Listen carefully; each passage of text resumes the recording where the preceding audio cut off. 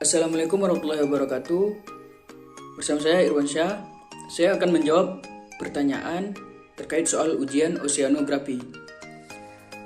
Jadi, langsung saja soal pertama. Sebagai negara maritim, seberapa pentingkah sumber daya perikanan bagi masyarakat Indonesia?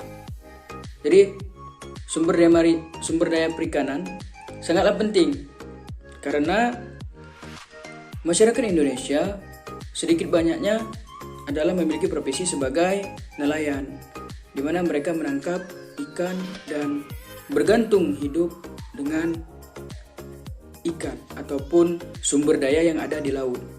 Jadi di sini peran dari sumber daya perikanan ini bagi masyarakat Indonesia sangatlah begitu penting. Pertanyaan kedua, hal-hal apa sajakah yang perlu diperhatikan dalam mengelola sumber daya perikanan yang lestari atau berkelanjutan? Jadi, yang pertama kita harus perhatikan biota laut ataupun ekosistem laut, di mana kita harus melakukan penjagaan terhadap kelestarian laut. Setelah itu, kita juga harus membatasi penangkapan, di mana dengan harapan kita tidak terjadinya overfishing ataupun penangkapan yang berlebihan. Setelah itu kita juga bisa melakukan kegiatan konservasi, di mana kita menjaga keutuhan ataupun kelestarian dari laut tersebut agar ekosistemnya tetap terjaga. Di daerah yang belum kita tahu dan kita melihat daerah tersebut dan kita tahu masalahnya apa di wilayah perairan tersebut, jadi kita ada tindakan ataupun upaya yang bisa kita lakukan untuk menjaga kelestarian laut tersebut ataupun wilayah perairan tersebut. Setelah itu, manajemen perikanan yang baik. Manajemen di sini lebih ke pasar, di mana dalam pasar ataupun untuk mendorong ekonomi masyarakat ataupun negara perlulah manajemen yang sangat baik di bidang perikanan. Pertanyaan ketiga, mengapa faktor ataupun komponen biologi seperti hubungan panjang berat penting untuk diketahui dalam rangka melestarikan sumber daya perikanan? Baiklah, jadi hubungan panjang berat ini juga penting. Mengapa demikian? Karena dari kita mengetahui fisiologis ikan tersebut, kita juga tahu kondisi perairan ikan tersebut berada. Apakah perairan tersebut memiliki kondisi sumber daya makanan yang sangat cukup ataupun tidak cukup.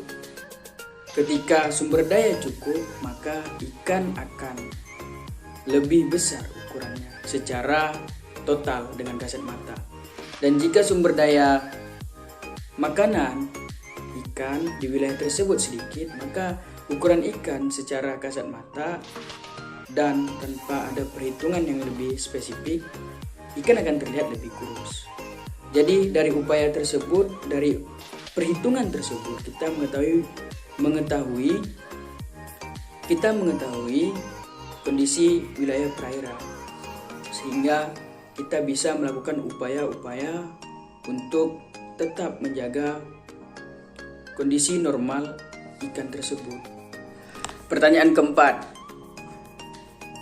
status konservasi sebagian besar saat ini terhadap ikan komersial itu masih LC atau least concern. Mengapa itu terjadi dan apa dampaknya terhadap konservasi? Oke, kita harus ketahui dahulu apa itu LC atau least concern.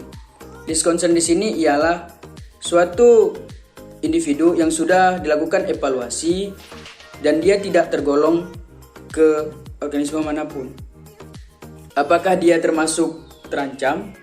Apakah dia termasuk hampir terancam? Dan apakah dia termasuk individu yang ketergantungan konservasi? Itu tidak pasti. Kita tidak tahu dia tergolongkan yang kemana. Dan dampaknya terhadap konservasi itu apa? Jadi, konservasi memang benar ialah suatu upaya di mana kita melakukan pelestarian ataupun melindungi. Bukan berarti segala hewan yang terancam ataupun hewan yang hampir terancam saja yang kita lakukan konservasi. Karena individu yang termasuk ke dalam golongan LC juga perlu kita lakukan konservasi. Mengapa demikian? Artinya konservasi itu tidak hanya dilakukan ataupun upaya yang dilakukan terhadap. Jadi konservasi itu tidak hanya dilakukan terhadap organisme yang hampir punah ataupun yang sudah langka sekali yang kita lakukan.